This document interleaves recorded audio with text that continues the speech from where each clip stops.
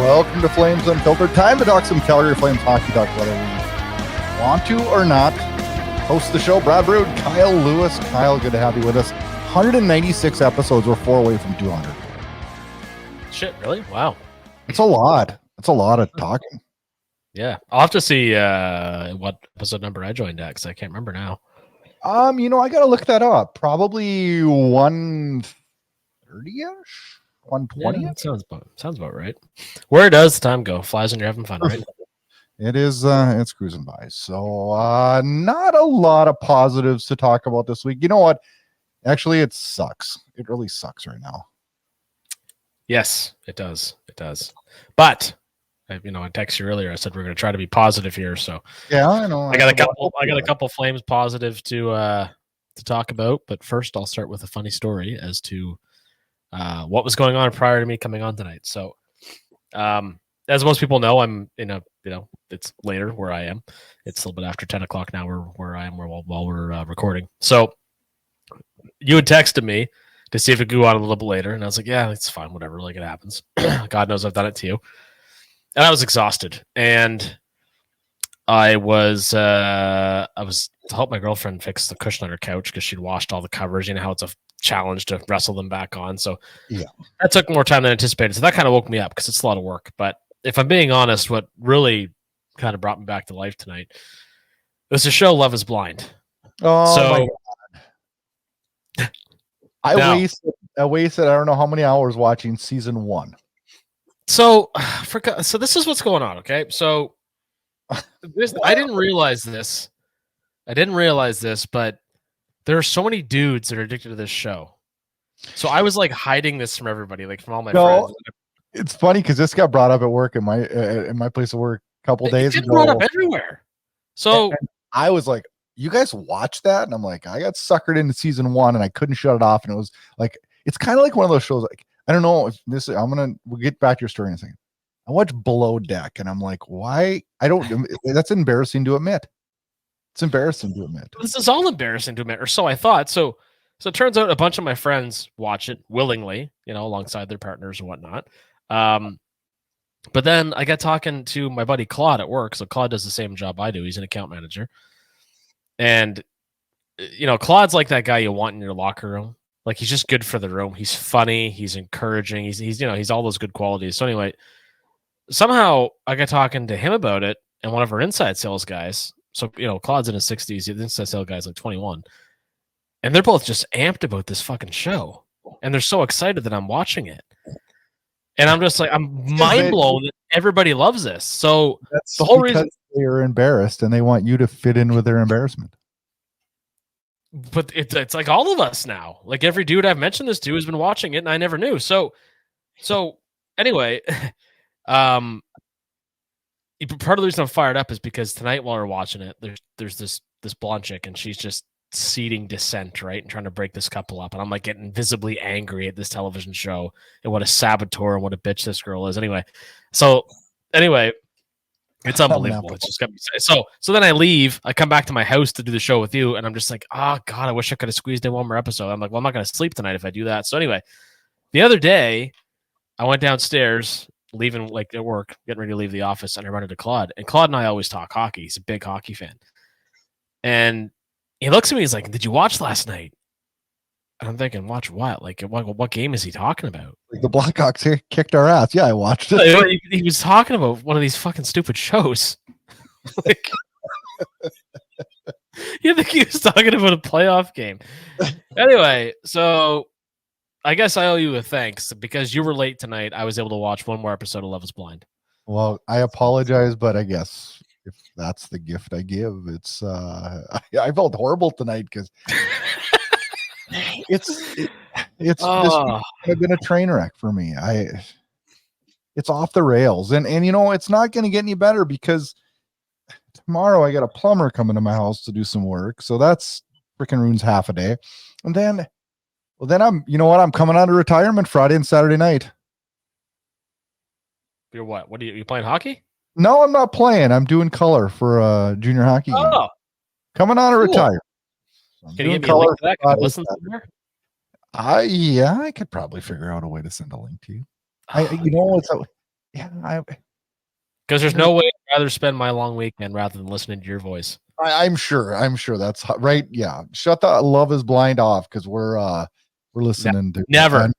North American Hockey League game that you have absolutely no care to watch, even though we are a really good team. And yeah, but I check it out. I'm You also doing inspired this, and maybe you didn't realize it, but look at that. I'm drinking a Coke tonight because I No. love Coca-Cola. And I always have. I'm drinking a Sprite tonight. I was gonna grab a Sprite instead, but the can has a microphone on it. Yeah, It says Coke Studio. You want to know something about music too? Like a podcast-inspired Coke can. Sorry, go on. You want to feel really old? We are going to talk Flames today. We will, promise. Do you want to feel really old? I mean, I do most days anyway, so go ahead. Yeah, well, this will really make you feel old. 40 years ago today, Rats Out of the Cellar album was released. 1984. 40 years ago. You know what? I talked about Rat today because honestly, I talk about Rat most days. That's because you're friends with me. Oh, that's a great album. Well, fortunately for us, what's my favorite song on that album? Probably Wanted Man or I'm Insane. But they're all good. Now I'm thinking like She Wants Money is great too. What's yours? Probably Lack of Communication. Oh, that's a great riff. Followed by In Your Direction, probably. Nice. Yeah. Probably where I'm at. Yeah, you can't pick a bad song on that album. No, I'm gonna break that out tonight. Did you order that book, by the way, the one we talked about? No, I haven't. Which one? The Rat one or the Bearcat one? I got both of them in my book. They're in my cart right now. Oh man, get that cart moving. All right. Well, you're getting me into more reading than I've ever done. That's a huge compliment. Thank you. I mean, I'm glad to help. I got my book here. That's nice. That's been started. Maybe I'll have to hit cash out on the Rat and the Bearcat book. Ryan Pike's book. This is how I really found the easiest way, or the best way rather, to enjoy it is to bounce around because the book isn't linear necessarily. It is and it isn't, and then it goes through the Flames history in terms of at the draft. But pick an era that you're thinking of that day and read about it. So you can read about all the terrible picks in the 90s or the early 2000s, or talk about the glory days of the 80s or the late round gems in the 2010s. But don't be afraid to bounce around. If something's not clicking with you on that given night, switch to a different era of the Flames, and you'll find it much more enjoyable that way. I find. But again, great book, incredibly well researched on Ryan Pike's part. What's this Finding Murph book you sent me today? I'm like, holy shit, Kyle's got me reading all the time. I don't even know. I won't be able to prepare for the podcast. I got to read. Well, my boss, Charlie, had mentioned, I think it was him that first mentioned Finding Murph to me a while ago. So it was Joe Murphy, first round pick of the Detroit Red Wings in 86. First overall, I should say. 86. Yeah. So Joe Murphy had a really good NHL career, won a cup with the Oilers in 1990. Eventually, I believe, retired as a member of the Washington Capitals after 2001 season, I think. Anyway, he is homeless in his hometown of Kenora, Ontario, basically living in the wilderness.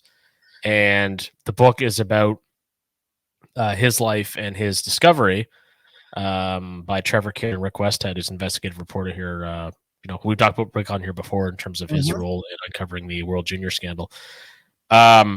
It's a fascinating read. Obviously, it talks about head injuries and concussion, all the trauma that's been well documented at this point. So, but I picked the book up for like $8 Canadian on Amazon. So I'm like, there's no way I'm not going to buy that. So I just started it, and it's obviously it's a very somber read, but very interesting as well. I'm gonna have to order that one too. I got a stack now. I got a stack of stuff. Oh man, books are like CDs too, and like other physical media. They're just fun to own. You want to know what's funny about CDs? I got a buddy that plays in a band. They actually do our intro music, right? Our intro and outro music. I was talking to him today because I was down at his store, and he said to me, I said, "You got any new music coming on? I need some new music for the intro and the outro." Because they only have 3 songs right now. He's like, "Oh, June 1st, 10 song albums coming out." Oh, I said, give me a link for that. I'm going to order the shit out of that. Oh, no, I want a signed copy, and I'll buy it. I want it signed. Oh yeah, I'll get you one. And I said, what are you guys doing it? He's like, we're doing CDs and we're doing vinyl. Oh, nice. I'm Good like, for them. really? And I said, I would like one of each, but I said, I'll get one of each for you too. But I said, man, I don't have anything to play the vinyl on. And I was standing there for a second. I'm like, shit, I only got one thing to play the CD on anymore. Yeah, it's crazy. You can't even play them in your vehicles anymore. No, it's crazy. Oh, that's cool. So another local, we'll get to the flame stuff here in a second, but we promised 10 minutes in. We see, I told you we're going to make this positive. I didn't say it was going to be positive flames things. So the Monoxides, who are a local bunch here from Moncton, toured throughout the 90s, had a couple of really good albums, toured with Motley Crue and Cheap Trick and a lot of bands that they grew up idolizing. They re-released their first album, like limited edition, and they actually got my brother to write like the liner notes. Really? Like in terms of like the write up about the band and their history, because he kind of came up with them. Send me a link to them. I want to listen. Yeah, they're a great band. And actually released some new stuff last year. Like a great bunch of guys too. I know them all, individually as well, and just great dudes. Great dudes. So, how do you want to go about this train wreck of a season? Because that's certainly what it's become in the last couple of weeks. Let's not talk about the whole season because people are. We don't have time. Well, okay. Well, let's jump right into some stuff that okay. I think is important to point out. Fire away on the first topic, and I'll give you my 2 cents. Okay, so Jurmo signed his entry-level deal with the Flames, and has now reported the $850,000. Yep. He is what? He's one of the pieces of the Elias Lindholm trade. Yes. So kind of the forgotten piece, because Hunter Bristovich has been so incredible this season. Yep. And Kuzmenko obviously was the big NHL piece, and the first-round pick's always a hot topic. I think we're going to like this trade 5 years from now. I love this trade already, especially considering Lindholm's performance in Vancouver. Well, I am going to love this trade as soon as they're putting us in the win column. Because there is no guarantee. Well, but I'm not trying to be negative. No. I know negative Brad, and you're not there yet. Don't worry, but we'll get you there. Yeah, you get me there. Right before I get off the show, so I'm crabby. Yeah. So he signed, but now is on a deal with the Wranglers for the remainder of the season. So, which will be nice. He should be debuting with them. I don't think it's going to be tonight because he had to come from Finland. But I mean, hey, they got him signed. He's jumping right away. So add him to the logjam of defensemen in our system. Yeah. But that's really cool. Defense. Let's talk about the defense, because this is the most negative thing I will talk about tonight. Okay, we'll get over with then. They suck. Okay, all right, we got the negative out of the way. Moving on. But now I need to justify why I say they suck. Do you? Because we're pretty well aware of it. Well, okay. I don't want to be one of those guys that says, "Oh, this player sucks," just because I think he sucks. I'm gonna tell you why I justify the fact that I believe he sucks, right? Because you got to have a little bit of. You can't just say someone sucks, right? But you can, but it just lessens your credibility. Here's the deal. I understand when you lose Zadorov, Hanifin, and Tanev, which are 3 top 6 defensemen for us. Like, shit's not going to go that great. It's not. No, and losing that many essentially at once is especially challenging. And then when you flip the thing and get Oliver Shillington, who's back after a long-term leave, so you kind of got to cut him a little slack. And he's been good. He's been fine. Although the other night when he ran into the net last night, I thought, holy crap, I have not seen that in a long time. But it was funny. I'm glad he didn't get hurt. But no, I like his play for the most part. Mm-hmm. I'm not like overly like excited about it, but I also understand the circumstances and the progression that we're gonna see. And so as a whole, I'm happy with him. Right. McKenzie Weegar, for the most part, I'm happy with him. I offensively for sure. How can you not be, right? Defensively, 17 goals and 41 points now. He's had a few tough moments defensively lately. I did not see that very much earlier in the year. But the guy that I'm really, really, really upset about right now, and I don't know if he's playing Mr. Pouty. Yeah, Am I I don't know. right? Number 4, yeah. And I don't know if he's playing Mr. Pouty because he lost his buddy Tanev, who he's played with for 4 straight years, or if he's being elevated to a point now where it's maybe a little out of his. Gosh, it's hard to say that because I think Rasmus Anderson is a wonderful defenseman, but I almost feel like he's trying to do too much, and his pitches are god awful right now. And last night, I thought his work ethic was in his heart, and his give a shit meter was extremely low last night, and it was a bad look. It was a really bad look last night. Yeah, well, that led, and I was actually one of the guys that jumped on this on Twitter or an X. It kind of makes you wonder what the future looks like for a guy like that. He's got a very friendly contract and still is a very attractive commodity, either with the Flames or elsewhere. But with so many defensemen coming up through their system, and a lot of them we have no idea what they're going to be yet. But I'm not saying that. I want him to have a home here. I do too, but I mean, I'm starting to wonder if we're looking at the fresh start conversation for a guy like him, right? But I don't think he needs a fresh start because he's been real good with us. I'm just worried about, is he going to be the guy that says, I'm not going through this rebuild bullshit? Because I didn't like his attitude last night, and I'm not going to judge it off of one game. Like he deserves a little more slack than that. Yeah, but I didn't like it because, like, right now, I feel like he's got to be one of the guys that stands up, and I don't know. And then we got Miramonov, right, who is playing way more minutes than he ever dreamt of. I believe when he came to Calgary, he had 27 games played, and he's up playing first line with Uyghur. He's been fine. He's had a couple moments. I had to laugh last night. Pat Steinberg described one of his plays as he looked like his controller got disconnected. Yeah, that's a kind of a common line now. It always makes me crack up too. Yeah, but I mean, yeah, he kind of his role got elevated probably too quickly, but it kind of out of necessity based on how many bodies they moved out, right? So, and then, we'll just touch on the rest of them here. Braden Pachal, why do I say that name wrong? It kind of pisses me off. I like what he's done this year. I think he's struggled as of late, but boy, oh boy, has he been, I think, a bright spot for us. And I think he's a guy that can be a bottom pairing guy for us for some time here. I really do think I agree. But I mean, it's so hard to, I mean, yeah, he's been the brightest of all the young bunch, if you want to call him that. But not even necessarily a young bunch because Hanley's a little bit older too. But I mean, they've done so well with the waiver wire this year. And so what's your thoughts on Hanley and Hochuk? Hochuk, I have all kinds of time for because I think he's the kind of player we're going to need going forward in terms of being a physical defenseman. But he's going to be probably a bottom pairing guy as well. Like him, Hall could form a good pairing there. Hanley, great teammate and a fairly steady player, but I don't.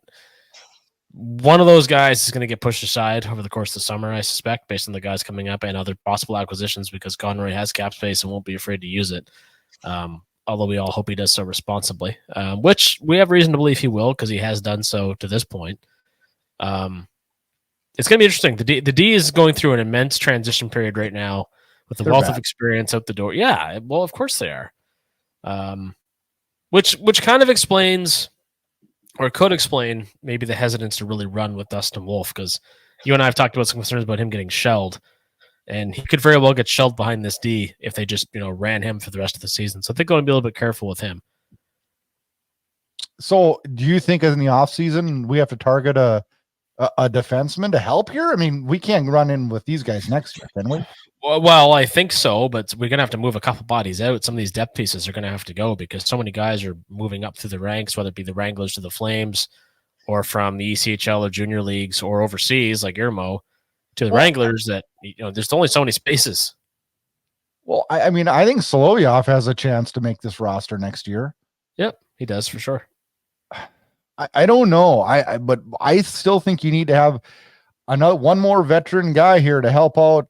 I think it's okay to have your bottom pairing guys be younger, more inexperienced guys, but I wouldn't mind having, I don't. I mean, I think Shillington is probably playing over his head right now, minute wise, and Miramonov probably. We know he is. I mean, I believe he had 25 minutes or 23 minutes against Chicago, and it was a lot. He scares the hell out of me. I love his offensive upside, but boy, oh boy, oh boy, does he sometimes make some. Yeah, I think he forgets he's on defense sometimes, so that scares me a little bit. Yep, and as it should. But again, it's that transition period, so you want to try to be. And this is what I was saying about positives. I mean, we're trying to focus on the fact, and it's really hard to do because the team ultimately is going to have probably ideally, but unlikely a top 10 pick. I say unlikely, but there's a good chance in the draft. But they have so many picks, and they've been acquiring prospects. We talked about Bristovich finishing the season at 92 points. Like, there's so many things going on that it's really hard to be super upset about this because we know we're doing the right things. They're just painful.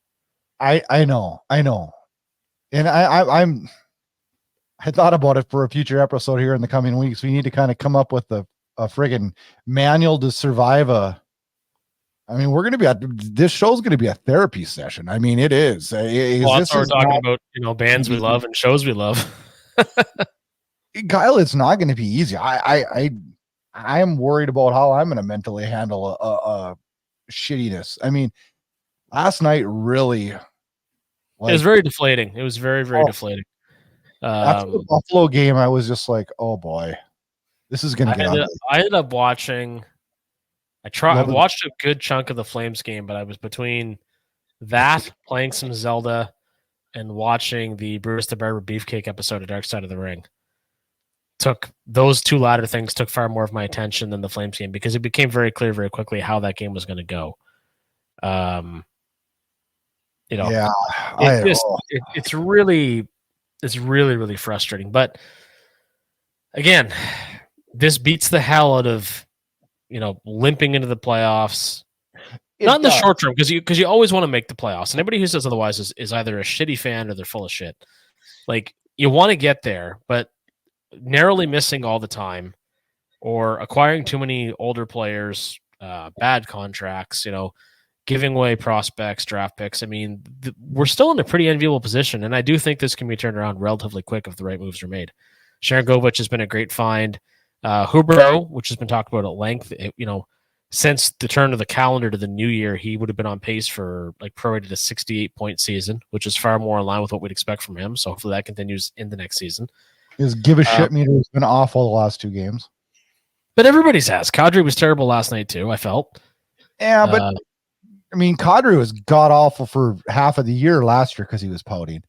We can't just because. I mean, I know we're not making the playoffs, and I get it, we're in a rebuild, but our veterans now though need to stand up and be like, yeah, but we're still going to finish this season as good as we can so we can progress for the future, right? Yeah, but that's a lot easier said than done. These last few games is where the teams made it abundantly clear, almost mathematically clear, they're not going to the playoffs. We know that. But now they know it. There's no doubt anymore. I know, but if they're going to have this rebuild go in a little bit of a fast forward method, like, we can't just teach these young guys that it's okay to roll over when you're out of the playoffs, right? Oh, but I think this will turn around relatively soon though too. It's just settled in. Like the last two games, they haven't played well. They're going to bounce back and be better. And the main thing right now is to get to the draft and see what the summer brings and go from there. And maybe some of these guys aren't going to be here now. Granted, again, guys like Kadri have massive contracts that are unlikely to be moved, but if they're that hell-bent on not being part of this, which isn't to say they aren't, but if that's the case, they'll find a way to move on. So Andrew Mangiapane, what do we do with him? Still a very effective player. He's having a lot of bad puck luck this year, but test the market for him. See what's out there. We couldn't get a bag of pucks right now. $5 million. Only a year left though. Would you take him? Okay, let me say it. Let's say you were Columbus fan right now, because I know you're a hidden Columbus guy. Would you be happy if Mangiapane was acquired, or would you be like, what the fuck are we doing? I don't think I'd be unhappy, again, because it's 1 year. If it was 3 years left, I'd be like, what the fuck are we doing? But the guy he drives play in the right direction. He's still a very effective forechecker, and he can score. He's just had awful luck. So Would I jump up and down? No, but if you move on from that player and get B-level prospect for him, a late round pick, maybe. I don't think it's unthinkable that he gets moved. I'm not trying to be like I'm done with him, but like besides the 1 year, like he's done nothing. No, his prior year was good too. Prior to that year, I don't know. I think what he get paid relative to how he performs is a little bit much, but doesn't mean he's still not a very useful player. He's not like he's not just coasting on that back line. He contributes to that line. Like he's a decent hockey player. So he'll rebound either, as a 2020 guy in Calgary or somewhere else, I think. Yeah. Maybe it'll be somewhere else. Yeah, I do think he's a possible trade chip, but I think you're going to get like a great return. Of course not. No. Of course not. So we're going to get rolling with the positives because it's hard to do. Okay. Would you not rather have Coronado on that line with Coleman and Backlund right now than watching Mangiapane fall down every shift? Well, I sure as hell don't want Coronado on the fourth line where he is. So. That's my point. Like I hate to say this. Like I'm probably the guy that's least pushing for the young guys, and you're probably one of the guys on the scale of like really pushing for the young guys, and I am. But now I'm sitting here going, okay, I got a young guy that I need to see how Matthew Coronado is going to progress here, and I got Andrew Mangiapane filling a hole where I could watch Coronado at least get quality ice time and quality looks. Instead, I got Coronado playing with Rooney and freaking AJ Greer. Yeah, it's not ideal at all. It's a tough spot for Coronado to be successful, right? It is, especially when the brightest spots on this team, bar none, are the performances of guys like Pospisil and Conazari. Coronado could be one of those guys, maybe not quite as effective, in his first full year in the league. But we're not going to see. I always think, I guess I said this before, I always come back to the same thing when he scored that goal against the Penguins, his first NHL goal. Yeah. That's the kind of shit that he does well, but he can't do that stuff if you don't put a position to do it. Right? Yeah. So I don't. I get frustrated with that. I read in the Calgary Herald this week that AJ Greer would love to extend. He loves Calgary. He wants to extend with the Flames. You're 6 goals, 6 assists, 51 games this year. What's your thoughts? Differ. That's a tough one because I do like him, but I mean, I don't know if you go any more than league minimum for a guy like that. Maybe 900,000. Like he's very replaceable, right? Yeah, but he is also somewhat effective. Oh yeah, he is. I'd love to keep him, but I think this is a hard conversation I think to have with a guy that doesn't make a lot of money in the NHL. Anyway, you got to tell him like, if you want to be here, we'd love to have you. You got to fit into our pay structure, and we already got a few guys from the previous regime that are locked into big money, long-term contracts. The pieces of this pie are smaller, and you can go somewhere else and make an extra 100, 200 grand a year if that's what you want to do. Or if you want to stay here, let's find a way to make it work. His agent's going to be like, you got 20 million in cap space next year. If they're not going to spend on a guy like AJ Greer, right? I couldn't agree more. Unless AJ Greer all of a sudden is going to score you 30 goals, like I don't want to hear it, right? Yeah. It's that whole thing about knowing your role, and there's nothing wrong with his role. It's essential to win in the NHL, but I think that's going to be the conversation. We know, and you'll get a bit more elsewhere. But if you want to fit in here, this is what we have for you. Yeah. So, so the other thing I wanted to mention that has been talked about a little bit on X, Dennis Grebishkov.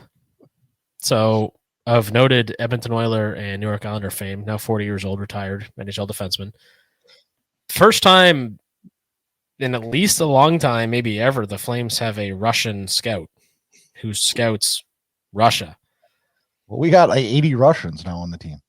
Well, and I think that, Grebishkov has some say in that, but moreover, it also opens up their options at the draft in terms of how much better they know a certain sect of players that they wouldn't otherwise be overly familiar with.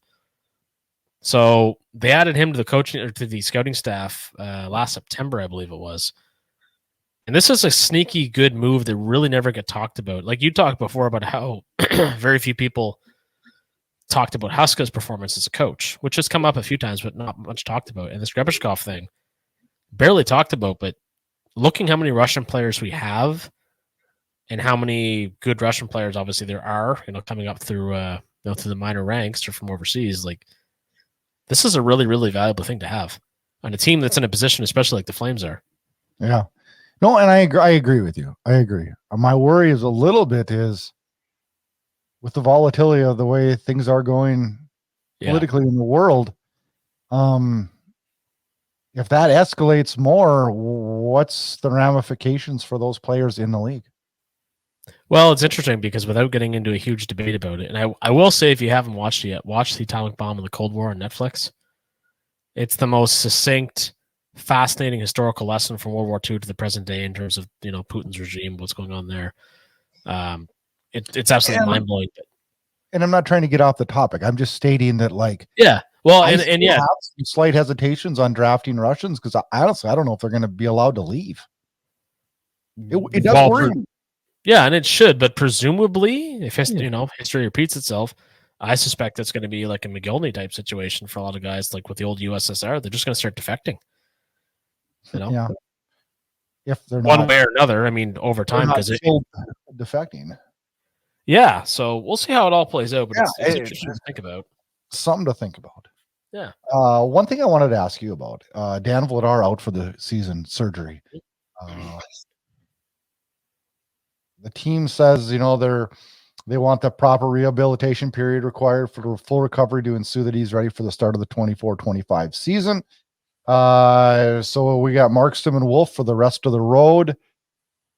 What do you see as a future for Vladar with the Flames, and where do you think this summer? I mean, it's all speculation right now because so many different things could happen. Yeah. Well, I guess really only two things are going to happen. Either Vladar gets put on waivers, gets traded. Yeah. Or Markstrom gets traded and we see Vladar and Wolf. Or I guess they both could get traded or Vladar, we'd have Wolf and somebody else. Or it's going to be interesting to see how this plays out. But that escalated quickly. It went from he's got an upper, or what was it? I don't even know if they even said he had an injury. He was a backup, and then all of a sudden he's out the next day. Yeah. I don't know. It's hard to imagine he has much of a future in Calgary at this point, but he's got a year left. Because of the nature of being shut down for the season, I don't think you can't waive him for until he's back healthy next season. Or possible. Oh, yeah. I don't think you can really until the fall. But regardless, you're going to be starting the season with him. But I think he's going to be the odd man out by November. Well, I don't know. See, here's the deal. I don't see us having those three in camp. I think something's going to happen. I don't necessarily think Markstrom's going to be gone, but I think we could see a Vladar move before that, probably. If I had to throw money down, if I was a betting man.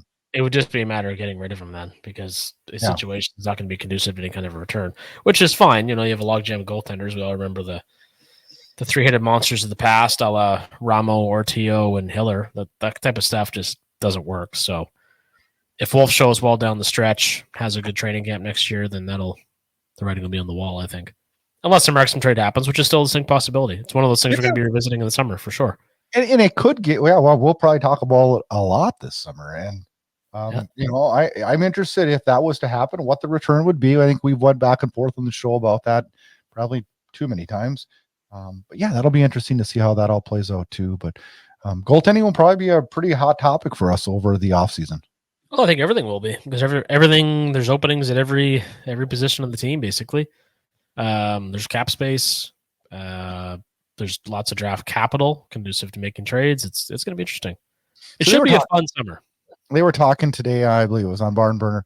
They were talking about the potential of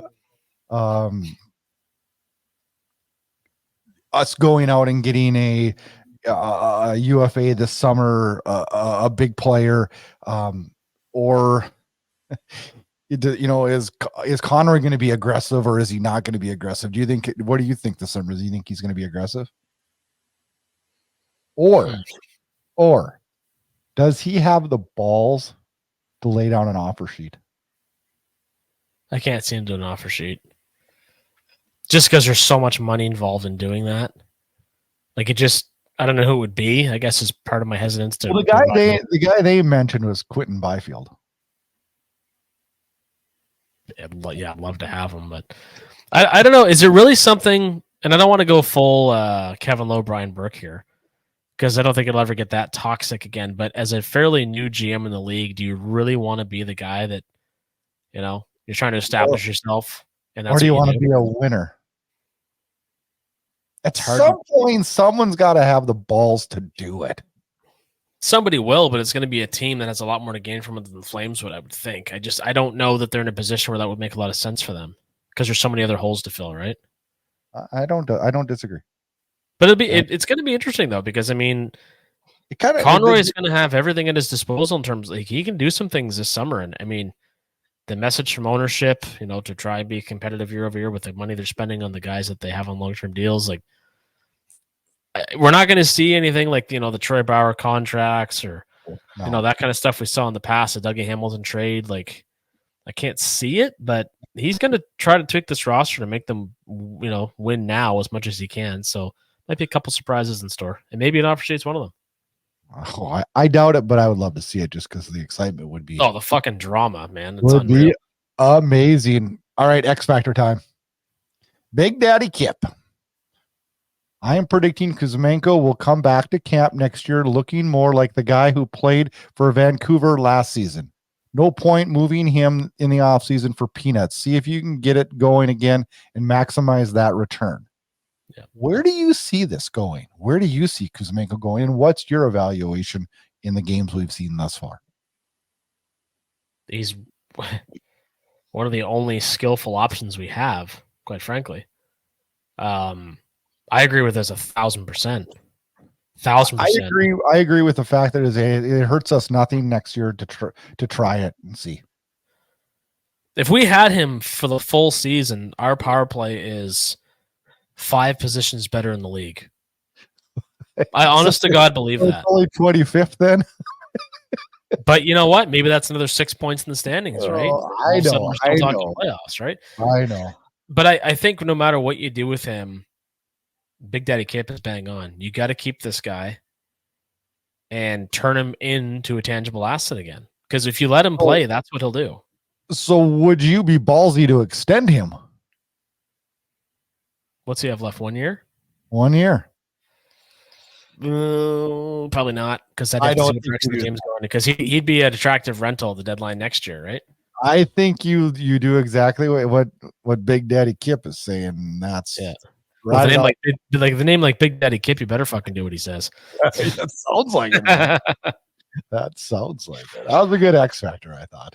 I like that. Yeah. Well, and that's the kind of stuff we got to start reaching for in terms of, not just what we discuss, but we look at from other people in the fan base. Like, a lot of the hot topics are done. Playoffs aren't happening. Deadlines passed. You know what I mean? Like, we got to start thinking more to the future, because in a few weeks' time, we won't be talking about Flames on ice at all.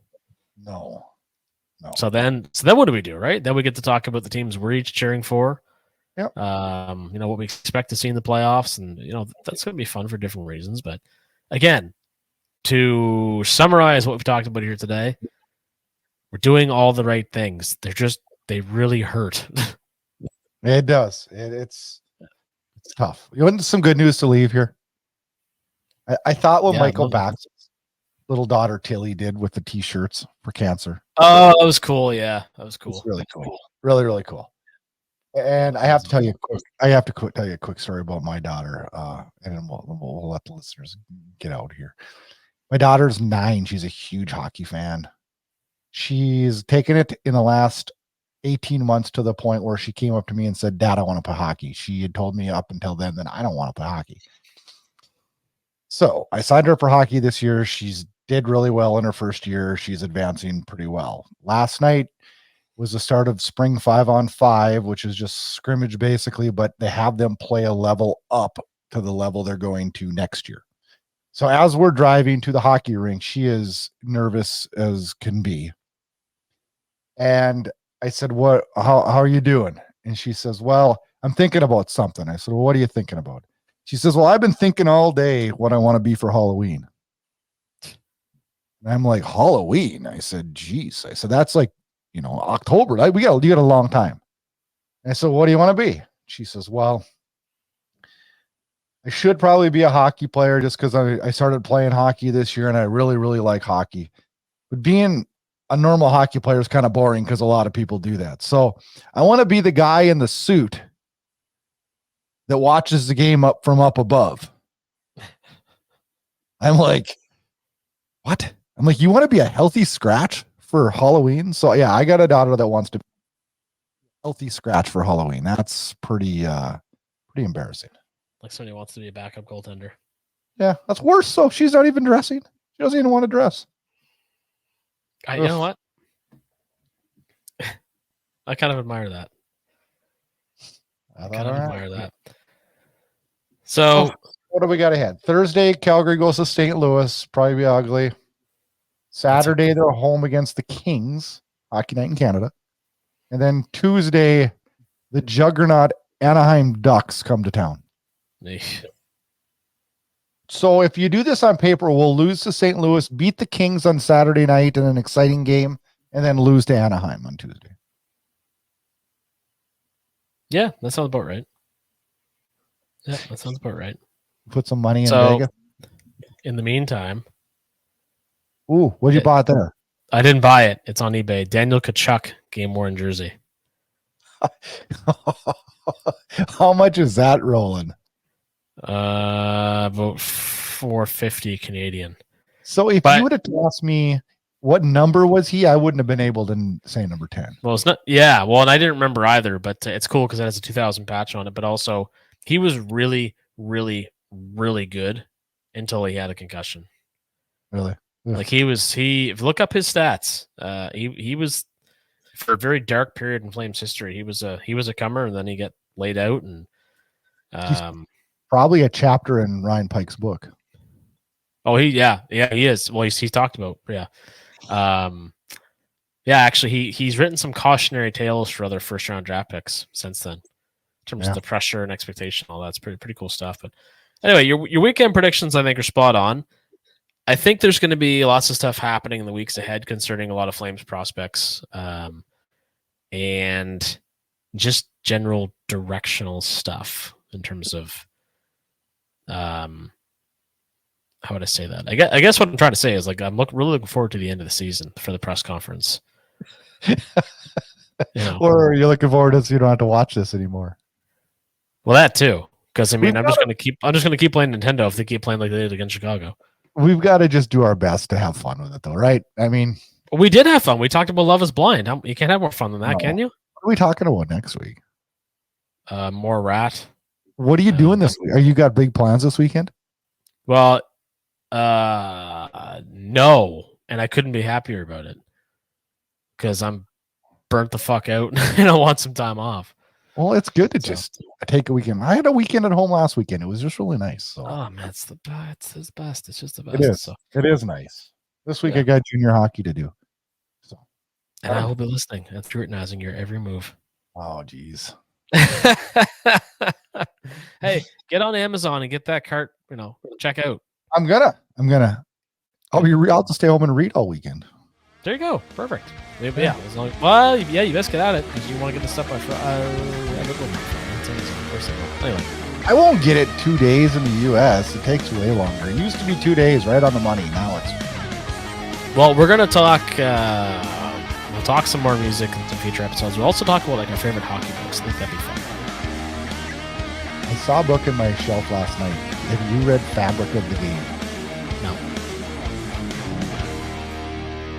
I can open Amazon right now. It is a Jersey book, and I know you're a Jersey guy, so I'm looking at a Daniel Tkachuk game worn and seriously considering buying it. Of course, I'm a Jersey guy. Yeah, this is a good little book. It's not one of those books you like sit down and like you read it like cover to the end. It's one of those books where it's like you page through it every few nights and read a section. It talks about old jerseys, how they came to be. It's a pretty good book. Cover, beautiful book. Oh, good. It's got that disgusting Mighty Ducks superhero jersey. Right. I just bought it, so thanks. Perfect. Spend some more of your money. All right. That's my goal here. Yeah, man. Each other to buy books. That's what we do. Well, we got nothing else to look forward to right now. So, All right, we'll read away. Enjoy your weekend at home. thank you. I appreciate that. Enjoy your weekend as well. Enjoy calling that game. And we'll be chatting. We're back next week, Flames fans. Have a good week. See you guys.